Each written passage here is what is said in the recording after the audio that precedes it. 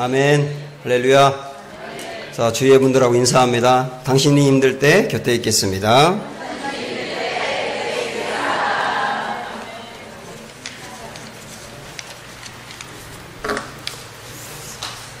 착각은 자유다, 그런 말이 있죠. 착각은 커트라인이 없다, 그런 말도 있습니다. 사람들은 제가 착각을 하고 사는데요, 남자들은 어떤 여자가 자기를 쳐다보면 좋아서 그러는 줄 착각합니다. 그 여자들은 남자가 조금만 잘해주면 마음에 들어서 그런다고 또 착각을 해요. 부모들은 우리 아이가 공부를 못해도 머리는 되게 좋은데 노력을 하지 않아서 공부를 못한다고 착각을 합니다. 또 갓난 아이들은 울기만 하면 엄마가 다 들어준다고 착각을 해요. 모든 목회자들은 자기가 설교를 제일 잘한다고 착각을 합니다. 그리고 성도들은 설교를 들을 때 몰래 졸아도 설교하는 목사가 모른다고 착각을 합니다. 전부 다 우리가 착각 속에 살고 있어요. 예수님 시대 때 바리새인들이라고 있었는데 이 사람들도 착각을 하고 있었습니다. 어떤 착각이냐면 우리는 신앙생활 잘한다, 그렇게 착각을 했습니다. 그도 그럴 것이, 이 바리새인들은 모든 예배를 철저히 잘 지켰고 헌금, 특별히 11조도 정직하고 정확하게 드렸습니다. 그리고 규칙적으로 금식을 하고 기도를 하고 또 구제를 했기 때문에 그 정도면 신앙생활 잘하는 거 아니에요? 그래서 주변에 있는 사람들도 또 그들 자신도 신앙생활 잘한다고 생각을 했어요. 근데 우리 예수님 뭐라고 말하냐면 착각이라는 겁니다. 그리고 그들의 신앙생활이 잘 된다고 생각하는 그 생각이 착각이라고 하는 것을 보여준 게 탕자의 비유입니다. 우리는 신앙생활 잘하기 원하시죠? 그럼 어떤 게 정말 신앙생활 잘하는 것인가? 이 비유의 말씀을 통해서 정확히 들어야 합니다. 예수님의 그 비유를 잘 이해하기 위해서는 이 비유를 어떤 목적으로 그리고 누구에게 주었느냐, 그걸 먼저 알아야 되거든요. 누가복음 15장에 보면 세 개의 비유가 나옵니다. 첫째는 잃어버린 한 마리 양을 찾기 위해서 나서는 목자 비유가 나오고, 두 번째는 잃어버린 동전을 찾기 위해서 애쓰는 여인 비유가 나오고, 세 번째는 지금 우리가 보고 있는 잃어버린 아들을 찾는 아버지의 비유가 나옵니다. 이 세 비유의 공통점은 무엇인가를 잃어버렸다가 찾았다는 거고요, 찾았을 때 기뻐하고 잔치를 벌였다는 겁니다. 근데 이 누가복음에 나오는 세 가지 비유, 오늘 우리가 보고 있는 탕자의 비유를 포함해서 이 세 가지 비유를 누구에게 주었을까요? 1절, 2절에 보면 나옵니다. 자, 1절, 2절 다시 읽어볼게요. 시작. 모든 세리와 죄인들이 말씀을 들으러 가까이 나오니 바리새인과 서기관들이 수군거려 이르되 이 사람이 죄인을 영접하고 음식을 같이 먹는다 하더라. 이 이야기를 듣고 난 다음에 예수님이 비유로 말씀했다, 이게 3절부터 나오거든요. 그러니까 죄인과 세리들이 예수님을 찾아왔고 예수님은 그들을 영접하면서 함께 음식을 드셨습니다. 그걸 보고 어떻게 음식을 먹을 수 있느냐고 비판하고 비난하는 바리새인들에게 주신 말씀이 이 비유다, 그 얘기예요. 이때 당시의 세리들은 여러분이 알고 있는 것처럼 로마 정부에서 각 지역마다 세리 모집을 했습니다. 그러면 세리가 되고 싶은 사람이 신청을 하는데, 예를 들어서 내가 정부에는 한 달에 이 지역에서 세금을 1,000만 원을 내겠습니다 하고 이렇게 신청해서 써냅니다. 그러면 로마 정부에서 가장 많은 신청을 한 사람을 세리로 시키는 거예요. 그러면 그 세리는 그 정도의 돈을 받아야 되고 또 자기도 챙겨야 되기 때문에 백성들에게 많은 과도한 세금을 거두어 드리고 그걸 로마에 바치고 자기가 가졌기 때문에 많은 사람들이 세리들 때문에 힘든 거예요. 그러니까 사람들이 세리를 보면서 도둑놈, 날강도, 매국노 그렇게 비난하고, 저희 걸어가는데 세리가 오면 마주치는 게 싫어가지고 이렇게 돌아가고, 그렇게 싫어한 게 세리였어요. 그리고 여기서 나오는 죄인이라고 하는 것은 큰 죄, 누가 보더라도 명백하게 큰 죄를 지은 사람을 말하기 때문에 바리새인들은 세리나 죄인들을 만나면 함께 어울리지 않았습니다. 그리고 함께 식사한다는 것은 있을 수 없는 일이었고요. 그리고 그렇게 하는 게 신앙생활을 잘하는 거라고 생각을 한 거예요. 그런데 예수님을 보니까 이들과 만나서 식사를 하고 논단 말이에요. 그러니까 잘못됐다고 비판할 수밖에 없는 거죠. 그들이 비판하는 것을 보고서 주님이 탕자의 비유를 하신 겁니다. 여러분 그렇게 이해를 하면서 이 탕자의 비유를 보겠는데 어떤 게 신앙생활을 잘하는 거냐 그걸 얘기한다고 말씀드렸죠. 그래서 이 탕자의 비유에서 오늘 우리가 주목해 보려고 하는 마다들, 집을 나갔다 돌아온 사람은 동생이고 그의 형인 마다들을 보면서 바리새인들을 보는 거예요. 우리 예수님은 이 마다들의 이야기를 통하여 이때 당시에 바리새인들의 모습을 혼내고 있는 겁니다. 우리는 오늘 아주 정직하게 이 마다들의 모습을 통하여 나의 신앙의 모습이 나와야 되고요. 무엇이 개선되어야 되고 어떻게 달라져야 될 것인지를 깨달아야 된단 말입니다. 먼저 이 마다들이 얼마나 반듯한 사람인지를 한번 보도록 하겠습니다. 이 마다들은 밭에서 일하다가 돌아왔다 이렇게 말씀하고 있어요. 밭에서 일하다가 돌아왔다는 말은 성실하고 책임감이 있었다는 뜻 아닙니까? 이 아들은 그런 사람이었습니다. 그리고 집에 돌아왔는데 동생이 왔다고 잔치를 벌여요. 그게 기분이 나빠가지고 집으로 들어가지 않거든요. 그때 아버지가 나와서 왜 안 들어오냐? 내 동생이 왔는데 들어가자 라고 말할 때 했던 말을 보면 29절에 뭐라고 말하냐면 이 집 나갔던 동생 이 사람에 대해서 자기 자신을 이렇게 변호하면서 내가 여러의 아버지를 섬겨 어김이 없습니다. 명을 어김이 없습니다. 그 말은 뭐냐면 굉장히 반듯한 사람이고 모범생이었다는 뜻이에요. 아버지가 하지 말라고 하는 것을 어긴 적이 없고요. 하여튼 어릴 적부터 아버지가 볼 때는 말 잘 듣고 아버지 속썩이지 않는 그런 모범생으로 자랐다는 뜻입니다. 게다가 29절 다음 나오는 말씀을 보니까 그런데 나는 친구들을 불러서 한 번도 염소 새끼라도 잡아가지고 잔치를 베풀어 준 적이 없는데 저 동생은 집 나갔다 돌아왔는데 왜 잔치를 베풀어 주냐 이렇게 섭섭해하는 것을 보면 제가 볼 때 이 집은 어느 정도 부자거든요. 그 염소도 많이 있거든요. 그런데도 이 아들은 아버지에게 저 친구들을 불러올 테니까 염소 한 마리만 잡아서 잔치를 베풀어 주세요라고 부탁도 안 한 거예요. 그것은 집안 생각을 하고 검소하고 가장으로서 집에 돈 걱정도 했다는 뜻입니다. 저는 이 말씀을 가만히 연구하면서 야, 이런 아들이 있었으면 좋겠다는 생각이 들더라고요. 에? 이런 아들이 있으면 좋지 않으세요? 성실하지요. 책임감 강하지요. 모범생이죠. 부모 속 썩지 않게 하지요. 집안 걱정도 할 줄 알지요. 검소하지요. 이런 아들 하나 있으면 좋겠네. 이런 생각이 드는데 근데 우리 예수님은 엄청난 얘기를 하시는 거예요. 그 마다들을 두고 뭐라고 말씀하시느냐면 이 마다들이 또 다른 탕자라는 거예요. 이게 탕자의 비유에서 우리에게 주는 굉장히 중요한 메시지입니다. 또 다른 탕자라는 겁니다. 또 다른 탕자. 그러니까 탕자의 비유에는 탕자가 둘이 있다는 겁니다. 하나는 집을 나간 탕자고 또 하나는 집 안에 있는 탕자다. 집을 나간 탕자는 둘째고 집 안에 있는 탕자는 첫째다 그 말이에요. 자, 그러면 왜 이 사람을 탕자라고 말했느냐? 그리고 이 사람의 문제는 무엇이냐를 우리가 살펴보아야 하고 그러면서 저를 포함한 우리 모두가 내게서 이 마다들 같은 모습은 없는가? 그것을 찾아봐야 합니다. 그게 두 가지 이 마다들의 문제를 살펴보려고 합니다. 첫째는 이 마다들에게 있는 것은 율법주의라고 하는 문제가 있어요.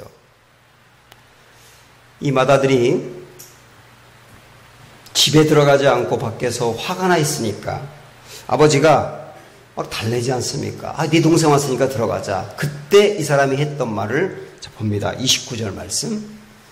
시작. 아버지께 대답하여 이르되 내가 여로의 아버지를 섬겨 명을 어김이 없거늘 내게는 염소 새끼라도 주어 나와 내 벗으로 즐기게 하신 일이 없더니. 자, 이 말씀 여러분 가만히 보시면 맏아들은 어떻게 생각을 하느냐면 나는 괜찮은 아들이었다는 거예요. 아버지의 명을 어긴 적이 없고 나는 아주 괜찮은 아들이었다. 다시 말하면 아버지의 사랑과 아버지의 대우를 받을 만한 자격이 있다는 거예요. 그 말이죠. 자격이 있다. 여기 율법주의의 시작입니다. 나는 하나님의 사랑을 받을 만한 자격이 있는 사람이야. 내가 그동안에 교회 봉사를 얼마나 많이 했고 얼마나 열심히 살았는데 자격이 있는 사람이야. 이렇게 생각하는 사람은 필연적으로 자기만큼 신앙생활 안 하는 사람을 정죄하게 돼 있어요. 30절 보세요. 이어서. 자, 시작. 아버지의 살림을 창녀들과 함께 삼켜버린 이 아들이 돌아오매 이를 위하여 살진 송아지를 잡으셨나이다. 나는 괜찮은 아들인데 요놈은 나쁜 놈 아니냐. 근데 왜 그놈을 위해서 잔치를 베푸냐 말이에요. 나는 자격이 되는데 요놈은 자격이 안 된다는 겁니다. 나는 괜찮은 아들이고 사랑받으면 마땅한 아들이지만 이놈은 사랑받으면 안 되는 아들이라는 거예요. 자기 자신은 괜찮은 사람이고 자기만큼 안 하는 사람은 못된 사람이라고 하는 정죄가 있는 거거든요. 이게 율법주의입니다. 원래 이 탕자의 비유의 말씀을 원문으로 보면 헬라어 원문에 29절 앞에 이두라고 하는 말이죠. 이두라는 말이 뭐냐면 보십시오 라고 따지는 거예요. 그래서 이 말씀을 그렇게 넣어가지고 다시 한번 해석을 하면 아버지 보십시오.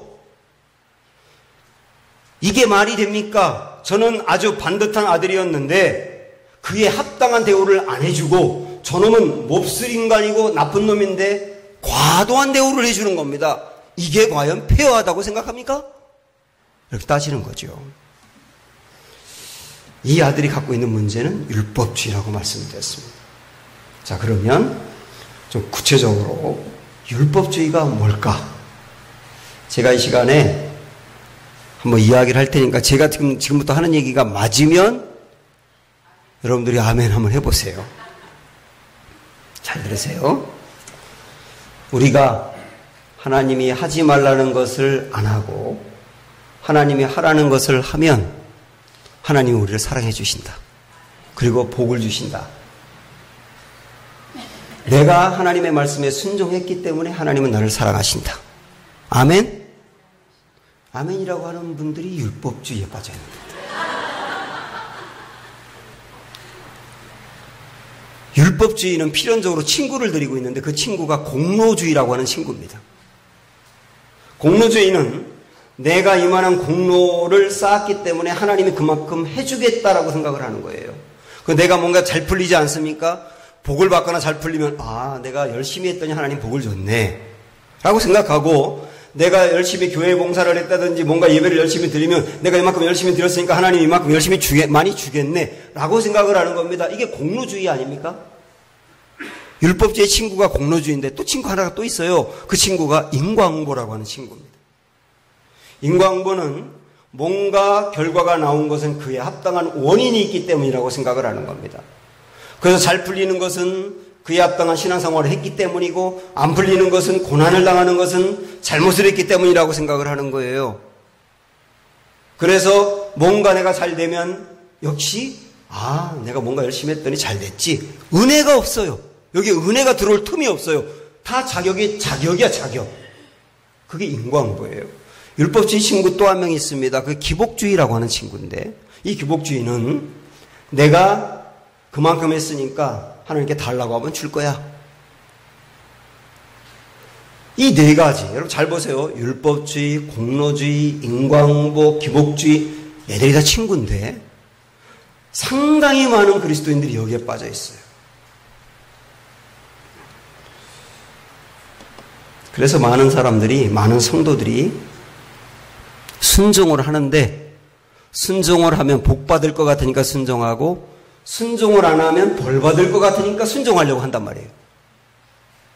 예배를 드리는 것도 예배를 안 드리고 딴 데 가면 그 시간에 뭔가 사고가 날 것 같으니까 예배를 드리고, 헌금을 드리는 것도, 특별히 11조를 드리는 것도 내가 11조를 안 드리면 안 드린 것만큼 영락없이 딱 그만큼 병원에 입원비로 나가거나 뭐로 나간다고 생각해서 11조를 드리는 경향이 있고요. 11조를 그만큼 드리면 기가 막히게 하나님이 그만큼 채워줄 거라고 생각하고 드리는 부분이 있고, 교회에서 봉사하는 것도 내가 봉사하면 하나님이 상을 줄 거라고 생각해서 봉사하고, 봉사해야 되는데 안 하면 벌을 줄 거라고 생각해서 안 한단 말이죠. 이 모든 것들이 율법주의란 말이에요. 그러면 여러분이 심은 대로 거둔다고 했잖아요. 이렇게 질문할지 몰라요. 심은 대로 거둔다고 했잖아요. 여러분, 만약 심은 대로 거둔다면 저나 여러분이나 다 죽어야 됩니다. 죄를 심었기 때문에 그 결과로 다 죽어야 돼요.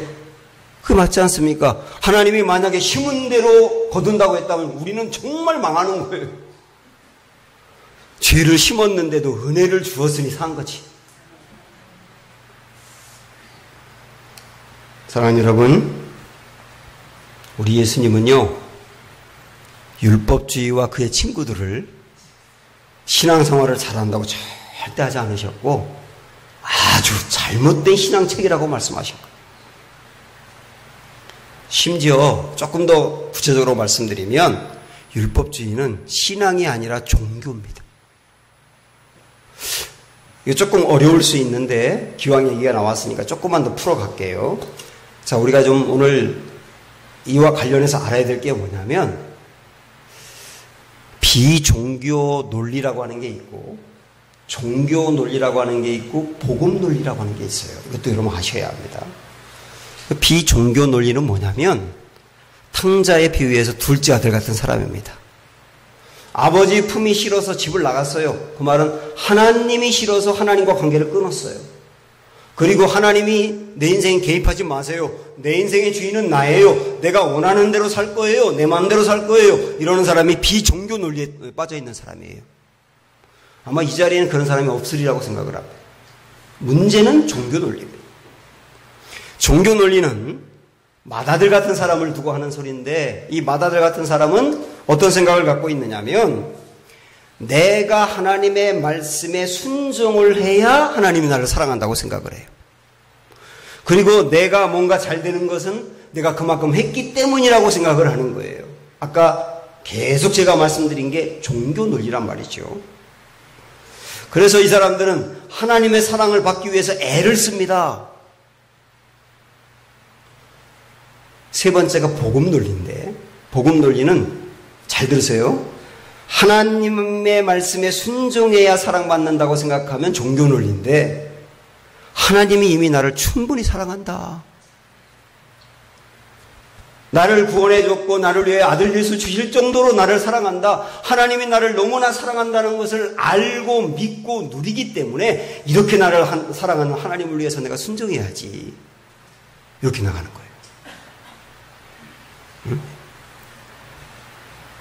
예배를 드리는 것도 안 드리면 벌을 받고 그럴 것 같아서 드리는 게 아니라, 나를 사랑해서 나를 만나기 위해서, 나를 회복시키기 위해서 이런 좋은 예배를 드려 주었는데 내가 하나님 만나기 위해서 이 예배 당연히 가야지 라고 생각을 하는 거예요. 봉사라는 것도 봉사라면 상을 받고 안 하면 벌을 받기 때문에 하는 것이 아니라, 나를 사랑하고 나에게 하나님의 일을 맡겨진 그 은혜가 너무나 커서 감사함으로 하는 겁니다. 이런 사람들을 뭐라고 말하냐면 복음 논리에 빠져있다. 이건 좋은 거지요.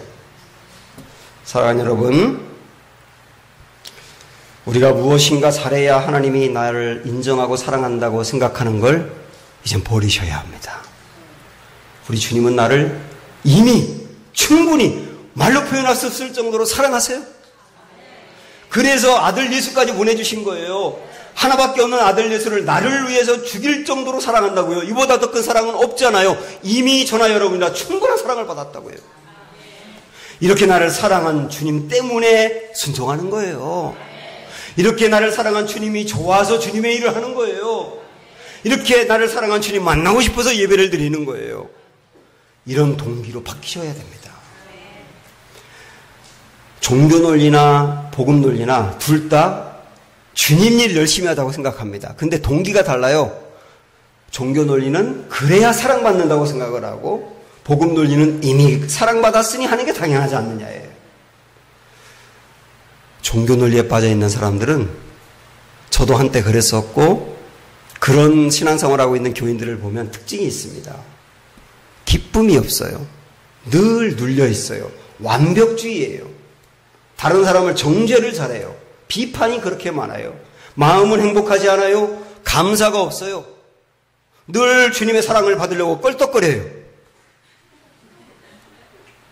이게 종교 논리에 빠져 있는 사람들의 특징이에요. 근데 복음 논리에 빠져 있는 분들은요, 주님이 나를 사랑한다는 굳게 믿어요. 그래서 넘어졌다가도 벌떡 일어나는 거예요.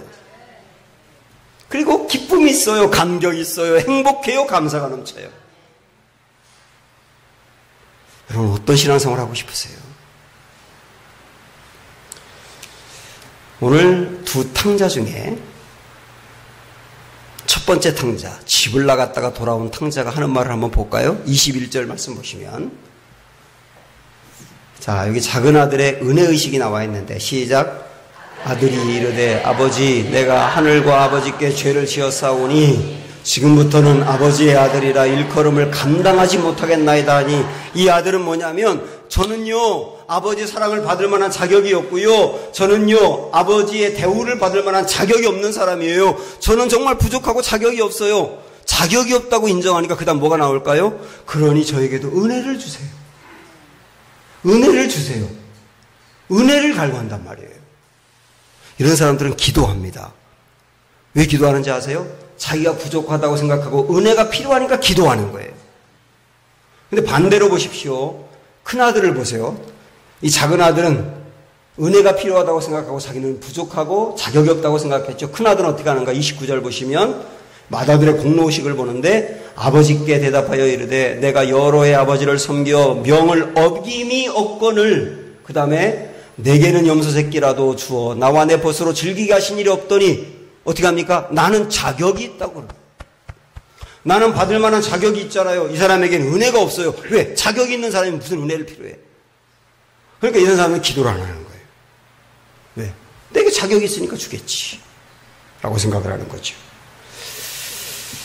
사랑하는 여러분, 저는 우리 모두가 율법주의, 공로의식, 인과응보, 기복주의, 이런 잘못된 신앙체계에서 벗어날 수 있게 되기를 축복합니다.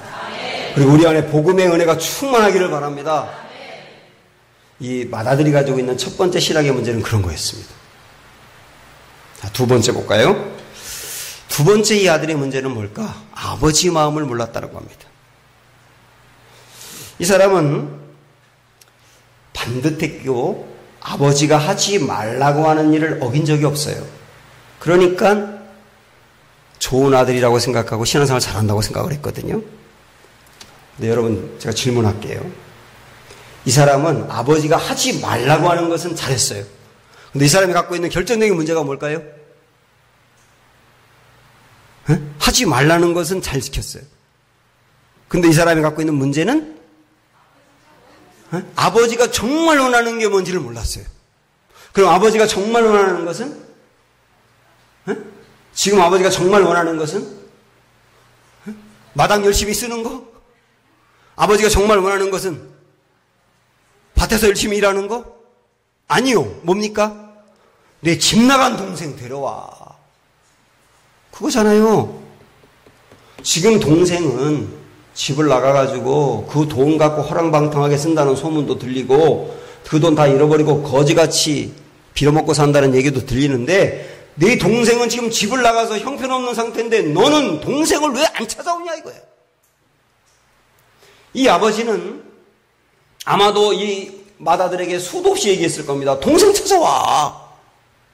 근데 이 큰아들은 하지 말라는 건 잘 지키는데 동생 찾아오라는 건 끄떡도 안 하는 거예요. 아버지는 이 집 나간 아들 때문에 하루에도 한숨을 계속 쉬고 자다가도 벌떡 일어나고 마을 어귀에 나가서 아들이 오는가 찾아보고요. 매일 그랬을 거예요. 그 아버지의 진짜 마음을 모르는 거예요. 그러고서 나 신앙생활 잘하잖아요. 아버지 사랑하잖아요. 이런단 말이죠. 제가 우리 교회 부임을 하고 대신방을 했지 않습니까? 대신방을 며칠 하고 난 다음부터 거의 매일 신방 끝나면 점심 내지 저녁은 꼭 간 데가 있어요. 그거 어디냐면 야채가 풍부한 샤브샤브를 갔어요. 뭐 샤브홀리나 뭐 채선당이나 이런 데를 갔다고요. 그러니까 저에게 신방 끝난 다음에 식사 대접하는 분들은 그곳으로 데리고 가더라고요. 제가 왜 그럴까 생각을 해봤어요. 아마도 식사를 대접하고 싶은 분이 제 아내에게 물어봤겠죠. 목사님 뭘 좋아하시냐고. 그리고 이미 신방 끝나고 식사 대접을 한 분들에게 물어봤겠죠. 목사님 젓가락이 어디로 많이 가? 물어봤겠죠. 보나마나.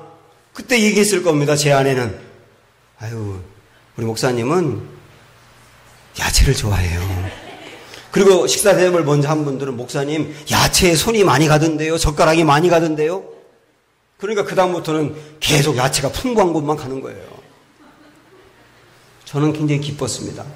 왜냐하면 제가 좋아하는 것을 먹을 수 있어서도 좋았지만은 제가 좋아하는 그것이 무엇인지를 찾아서 대접하는 그 성도의 마음이 읽혀져서 기뻤어요. 그런데 그때 하나님이 제게 이런 질문을 던지더라고요. 아, 목사도 젓가락 많이 가는 것을 대접할 때 기쁜데 하나님이 젓가락이 많이 가는 게 뭘까? 하는 생각이 딱 드는 거예요. 젓가락이 많이 간다는 것은 좋아하는 걸 얘기하는 거예요. 관심 있는 걸 얘기하는 거예요. 하나님이 정말 관심 있고 좋아하고 기뻐하는 게 뭘까? 그 질문이 생기더라 말입니다. 야채를 먹다가 그때 제가 얻었어요, 결론을. 탕자의 비유를 통하여. 아, 하나님이 젓가락이 제일 많이 가는 것은 잃어버린 동생 찾는 거구나. 그래서 잃어버린 동생 찾는 거를 제일 기뻐하기 때문에 이 잃어버린 동생이 집에 왔을 때 잔치를 벌인 거예요. 그리고 그걸 불만을 표시하는 이 아들에게 오늘 말씀 마지막 32절에서 이렇게 얘기합니다. 32절 한번 올려보세요. 자, 시작. 이 내 동생은 죽었다가 살아났으며 내가 잃었다가 얻었기로 우리가 즐거워하고 기뻐하는 것이 마땅하다. 뭐가 마땅하다고요? 잃어버린 자를 찾았을 때 기뻐하는 게 마땅하다. 우리 하나님이 제일 기뻐하는 건 뭐냐? 잃어버린 것을 찾았을 때. 너무 명백합니다. 자칫 우리가 큰아들같이 신앙생활을 할 수가 있습니다. 하지 말라는 거, 중요한 거 몇 가지를 지키면 신앙생활 잘한다고 생각할 가능성이 있어요. 그래서 교회 예배 안 빠지고 큰 죄 안 짓고 술, 담배 안 하고 그러면은 신앙생활 잘하는 거 아니에요? 라고 생각할 수 있어요. 그러나 정말 신앙생활 잘하는 것은 하나님이 기뻐하는 것을 하는 거다. 그게 내 동생 찾아와요. 저는 우리 교회에 와서 부임하고 난 다음에 제가 아는 사람들을 만났을 때 우리 교우들 자랑을 많이 합니다. 이거는 립서비스가 아니고 정말이에요. 저에게 새로 간 그 은강교회 어때요? 이렇게 물어보면 제가 이렇게 얘기해요. 우리 교인들이 참 밝아요. 그래서 별것도 아닌 것도 잘 웃어요. 마음에 여유가 있고 평안이 있고 열정이 있는 것 같아요. 잘 웃어요. 대전에 있을 때 그 교인들은 정말 웃긴 얘기도 참았다가 집에 가서 웃었는데 이 인천에 있는 교인들은 그 자리에서 웃어요. 얼마나 고마운지 몰라요. 그리고 교인들이 교회를 사랑해요. 교회가 4번이나 옮겼는데도 지금까지 오는 분들이 교회를 사랑하지 않고서야 가능하겠냐고. 그리고 토요일마다 교회 와서 여성교인들은 청소하죠. 그 더운 여름에 식당에서 그 음식을 준비하죠. 교회를 사랑하지 않고 이게 어떻게 가능합니까? 그리고 수용성도 강해요. 제가 설교하는 내용, 새롭게 강조하는 것을 잘 받아들입니다. 그리고 따라옵니다. 얼마나 감사합니까? 그리고 교회에 나온 지 얼마 안 된 교인들도 중요한 자리에 세워도 되는 교회예요. 30년 넘은 교회 중에 이런 교회는 거의 드물다고 저는 생각을 하거든요. 그래서 저는 정말 우리 교우가 귀하고 고마워요. 그런데 한 가지 고민이 있어요. 다른 건 정말 잘하는데 집 나간 동생을 안 데리고 오네.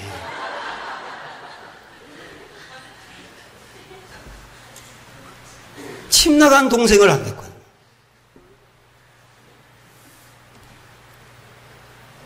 우리 옆 사람과 서로 인사합니다. 동생 찾아오세요.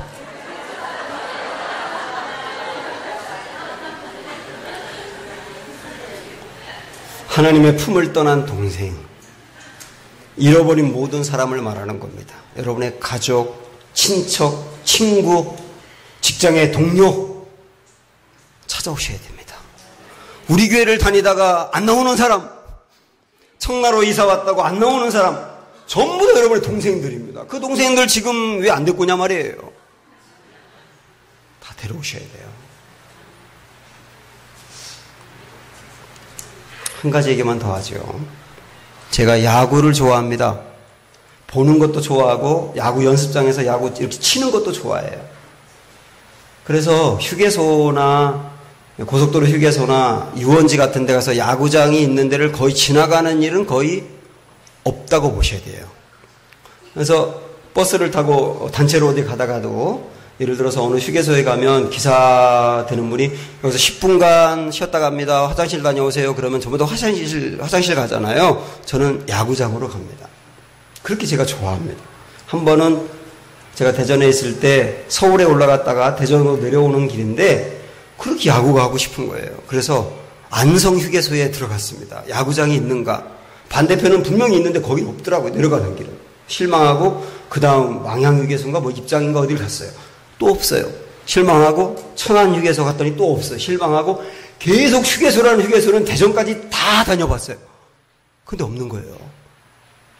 그래서 아주 심히 실망하고 대전 톨게이트로 이렇게 들어가는데 그때 순간적으로 하나님이 제 마음에 이런 질문을 던지시는 것 같더라고요.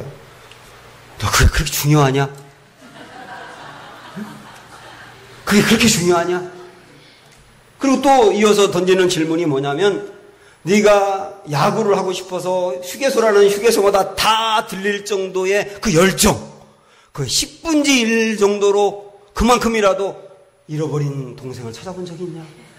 이런 마음을 딱 제게 주는 거예요. 웃지 마세요, 여러분. 정말 무슨 심각한 얘기라니. 우리 시간에 다 같이 정말 내가 정말 귀히 여기고 그거 없으면 안 된다 그러고 그거 얻기 위해서 그렇게 막 노력하고 애쓰고 그거 없으면 막 걱정하고 우울해지고 그게 나에게 정말 그렇게 중요한가? 그게 정말 중요하다면 그 중요하게 여기고 열정을 갖는 거에 10분지 1만이라도 동생을 찾아봤는가? 오늘 그 질문을 마음에 새기십시오. 하나님이 제일 기뻐하는 것을 여러분도 기뻐하시기 바랍니다. 하나님이 눈이 머물러 있는 곳에 여러분 시선도 머물러 있기 바라고 하나님의 발길이 머무는 곳에 여러분 발길도 머물기를 원하고 하나님이 가장 중요하게 여기는 것을 여러분도 중요하게 여기기 원합니다. 그게 내 동생 찾아와요. 찬양하시죠. 이산지를 내게 주소서.